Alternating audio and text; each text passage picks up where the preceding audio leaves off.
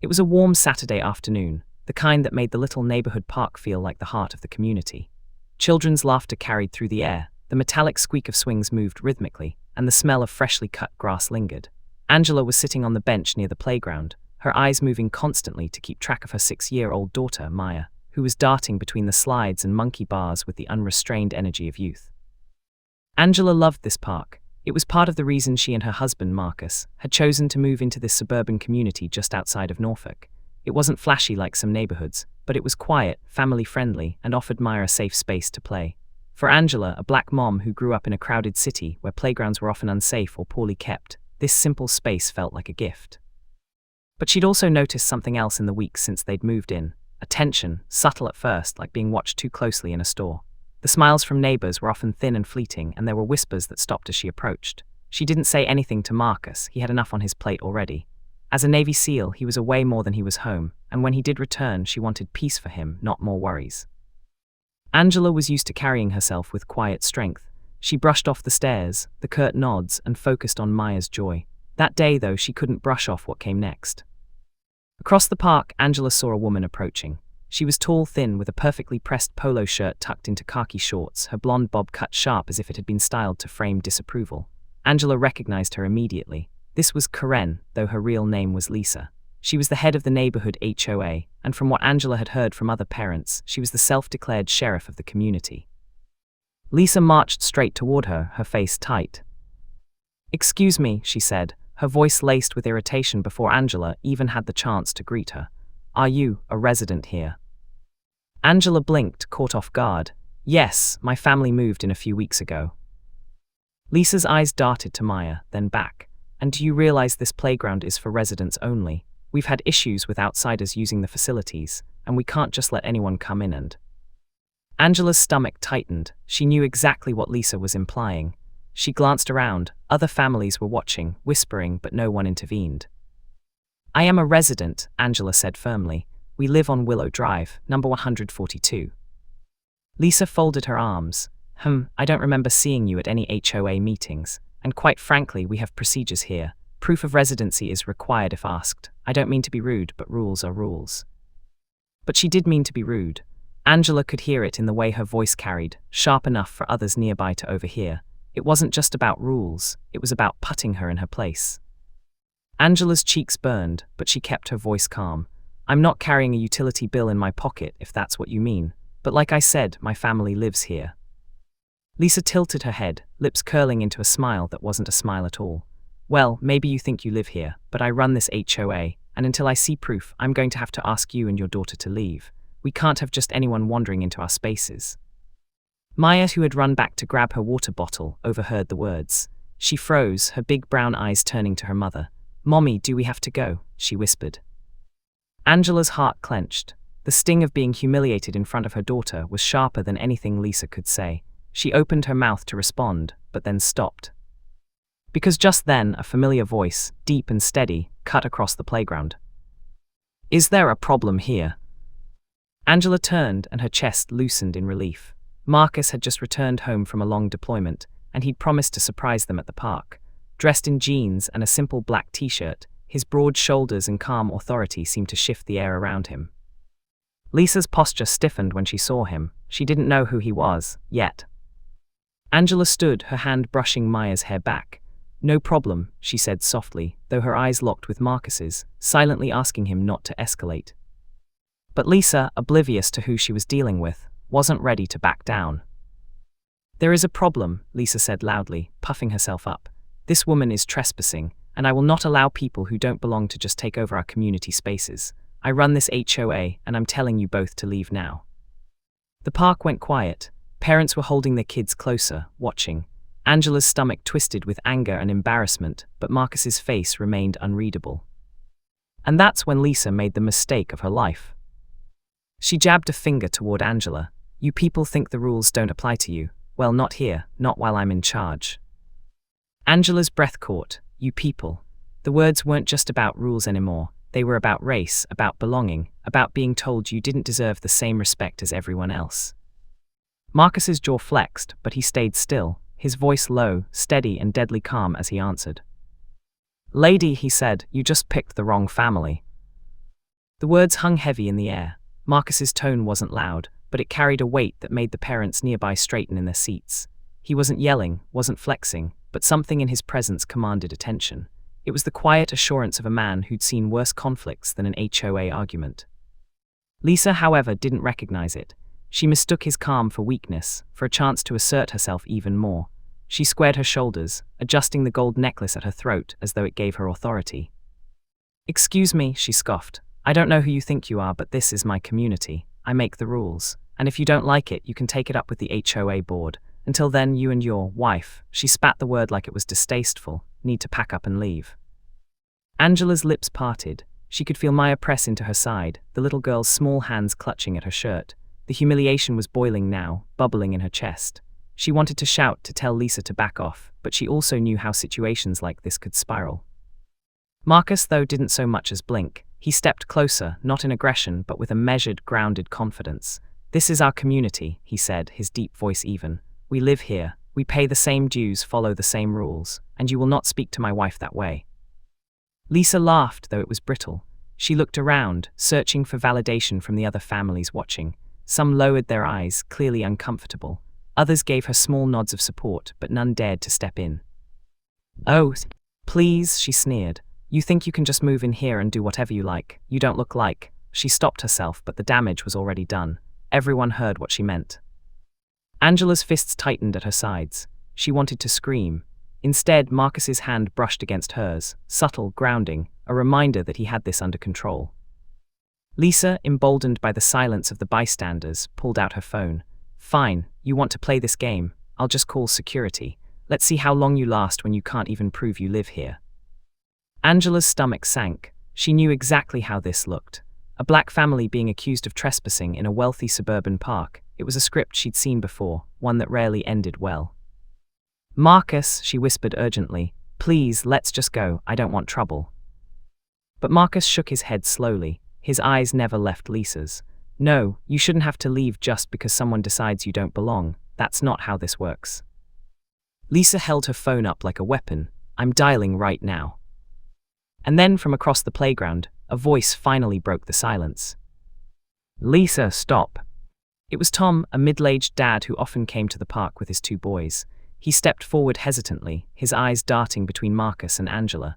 "I've seen them here before. They live on Willow Drive. He's telling the truth." Lisa shot him a glare sharp enough to cut glass. "Tom, this is none of your business." "Yes, it is," he said, his voice shaky but firm. "You're embarrassing yourself." For the first time, Lisa faltered. The grip on her phone loosened slightly, but instead of backing down, she doubled down, her face turning red.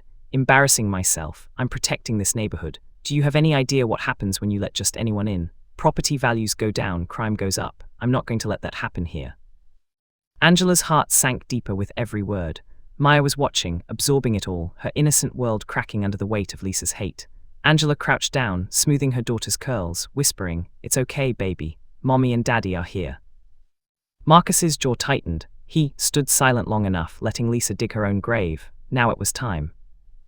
"You want proof?" he said finally. He reached into his back pocket and pulled out his wallet. He flipped it open, revealing his military ID. The gold seal trident gleamed against the light.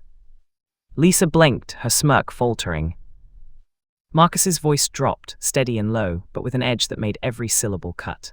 "I've spent the last 15 years serving this country, protecting people who look like you, even people who think like you.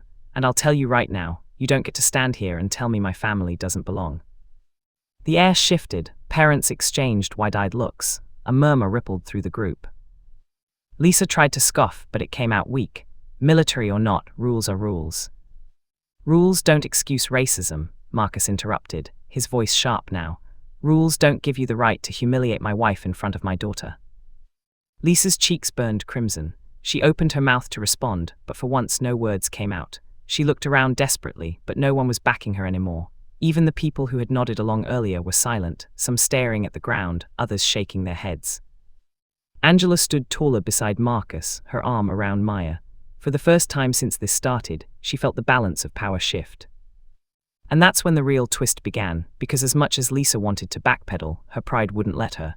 She wasn't done, not yet. "Fine," Lisa hissed, her voice dripping with venom. If you want to play tough guy, we'll see what the board has to say about this. You think you can scare me with your little Navy story? I'll make sure your family regrets ever moving here." Angela's chest tightened. Maya whimpered. But Marcus, he just looked at Lisa, unflinching. "You don't scare me," he said. "You never will." And in that moment, Lisa realized she wasn't up against just another resident she could bully. She was up against a man trained to face the unthinkable, and a woman who refused to be broken. Lisa's words were poison, dripping into the quiet playground, but Marcus didn't flinch. He just stood there, solid as an oak tree, letting her threats wash over him like rain on stone. Angela, though, could feel her pulse racing. She had lived enough life to know that people like Lisa didn't just walk away. They plotted, they schemed, they twisted every narrative until they came out looking like the victim. The parents who had been watching from the benches shifted uncomfortably. A few grabbed their children and left, not wanting to be involved. Others lingered, curious, but kept their heads low. Nobody wanted to cross Lisa. She built a reputation in this neighborhood as someone you didn't challenge unless you wanted trouble with the HOA. Lisa's phone was still in her hand, her knuckles white around it. "You think you can intimidate me with your military ID?" she snapped, her voice a little too high-pitched now. "I don't care what medals you've got or who you think you are. In this community, I am the authority." Marcus tilted his head slightly, a quiet smile tugging at the corner of his lips. "Authority," he echoed. "You think barking at families in a park is authority? I've seen real authority. It doesn't look like this. It doesn't sound like this. Real authority protects people. It doesn't bully them." For a flicker of a second, Lisa faltered, but her pride surged again, filling the cracks. She jabbed her finger toward him. "You don't belong here. None of you do. And I'm going to make sure the board votes you out. If I have to, I'll call the police right now." Angela felt her chest tighten at those words. The police, she didn't need to imagine how that could end. Too many stories, too many headlines. She clutched Maya closer, her voice trembling but steady enough for Marcus to hear. "Let's just go, please, it's not worth it." Marcus turned slightly toward her, his eyes softening when they met hers. "It is worth it," he said quietly, "because if we let her chase us out today, she'll never stop. Not with us, not with anyone else." Lisa, sensing his focus had shifted, quickly dialed a number. "Yes, hello, I'd like to report trespassers in the community playground. They're refusing to leave. Yes, right now." Her voice rang out, deliberately loud so the whole park could hear. Angela's stomach dropped. A knot of fear twisted inside her, but Marcus's calm was unshakable. He stepped forward, close enough that Lisa instinctively took half a step back. He didn't raise his voice, but every word he spoke cut clean through her false confidence. "Before you finish that call, you should know something," Marcus said, his tone even but edged with steel. "I don't just live here. I serve this country out of Norfolk Naval Base. And I've got the direct number of the base commander. When the police show up and they see my ID, they'll ask why you wasted their time with a false report. You'll have to explain why you targeted my wife, why you humiliated my daughter, and you better believe I will make sure your name is on record." Lisa froze mid-sentence. Her mouth hung open, the phone still pressed to her ear, but no sound came out. The silence that followed was crushing.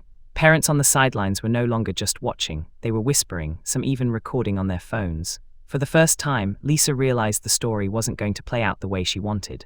She wasn't the noble protector of the community. She was the bully caught in the act. Angela saw it too. The cracks in Lisa's armor were showing, but Angela also knew women like her rarely gave up gracefully.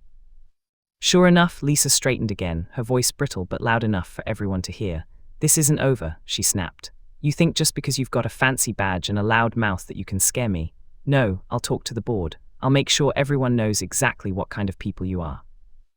Angela felt her throat tighten at those words, but before she could respond, a car pulled into the lot. Not the police, thank God, but another resident. A man in his 60s stepped out, his silver hair glinting in the sunlight. He walked with a calm, deliberate stride toward the playground. "Is there a problem here?" he asked, his voice deep and authoritative. Lisa's eyes lit up. "Yes, Mr. Jenkins, perfect timing. We've got trespassers here. They're refusing to leave, and I've already called it in." But Mr. Jenkins didn't look at Lisa. His eyes landed squarely on Marcus. His face broke into a wide smile. Marcus Walker." Marcus straightened, surprise flickering across his face. "Mr. Jenkins." Angela blinked, caught off guard. Mr. Jenkins strode forward and grasped Marcus's hand in a firm shake. "It is you. I knew you were moving here, but I didn't realize you'd already settled in. Folks, this man is a hero. I served with him in Afghanistan. Finest soldier I ever knew." The playground went silent, every whisper stopped, every stare shifted. Lisa's face drained of color. Mr. Jenkins turned to the crowd, his voice booming with pride. If anyone here doubts this family belongs in our community, let me clear it up right now. They do. Marcus Walker has done more for this country than most of us combined. He doesn't need to prove a damn thing to anybody, least of all to an HOA president with too much time on her hands. Gasps rippled through the parents, some nodded, some even clapped softly. Angela's heart swelled. For the first time that day, she felt something other than fear or anger. She felt vindicated, seen. Lisa, though, looked like the ground had been ripped out from under her. She sputtered, You can't just, this isn't how it works. But nobody was listening to her anymore. Because the narrative had flipped. And Lisa, she had just lost the entire park. Lisa's sputtering voice echoed weakly, but the power she once wielded like a whip had evaporated. Parents who had been too scared to speak earlier were now shifting in their seats, their eyes darting between her and Mr. Jenkins with something close to disgust. Even those who once nodded in her favor were silent, unwilling to defend her now that the tide had turned. Angela watched Lisa's composure crack, and for a moment she almost pitied her. Almost, but then she remembered the finger jabbing in her face, the words "you people," and the way Maya had clung to her shirt, terrified that they might be forced out of the park. The pity evaporated. Marcus still hadn't raised his voice. He didn't need to. He looked at Lisa calmly, his presence enough to cut through the silence. You tried to humiliate my wife in front of strangers. You tried to scare my little girl, and all because you thought you had power over us. Lisa's mouth opened, closed, opened again. She looked like a fish gasping on dry land. I was just enforcing the rules. Rules don't explain racism, Marcus said firmly. His voice carried across the park. Rules don't justify hate. You don't get to hide behind them. Angela felt her throat tighten with pride. She squeezed his hand, steadying herself. Beside her, Maya whispered, Daddy's strong. Mr. Jenkins, standing tall beside Marcus, added fuel to the fire. Lisa, I've been part of this HOA board longer than you've had that title, and I'll tell you what, you just crossed a line that won't be forgotten. If you think you'll hold on to that little position after today, you're dreaming. Lisa's face went crimson. She turned, desperate, to the crowd for support. You're all going to let him talk to me like this. I was protecting the neighborhood. But the neighborhood wasn't hers anymore. One by one, parents turned away. Some shook their heads. Others pulled out their phones again, capturing the spectacle for evidence. A few even muttered words like pathetic and embarrassing. Angela felt the shift. It wasn't just that Lisa had lost, it was that she had been exposed. Stripped of the false authority she clung to so tightly, left standing in the harsh light of her own ugliness. Marcus leaned in slightly, his voice low, just for her. You should be grateful I'm not the type to press charges for harassment, but let me be crystal clear. You ever come near my wife or daughter like this again, and I will take it further. Do you understand me? Lisa's chin quivered. She nodded, her bravado leaking out of her like air from a punctured balloon. Satisfied, Marcus straightened and took Angela's hand. Come on, he said softly. Maya still has some playing to do. Angela's chest swelled. For once, they didn't leave under the shadow of someone else's cruelty. They stayed. Maya darted back to the swings, her laughter slowly returning, and Angela sat on the bench with Marcus beside her. The warmth of his presence was like a shield. Lisa stormed off, muttering under her breath, but her retreat didn't erase what had just happened. Parents began approaching Angela one by one, some offering apologies, others praising Marcus for standing firm. One mother even leaned in and whispered, We should have spoken up sooner. I'm sorry.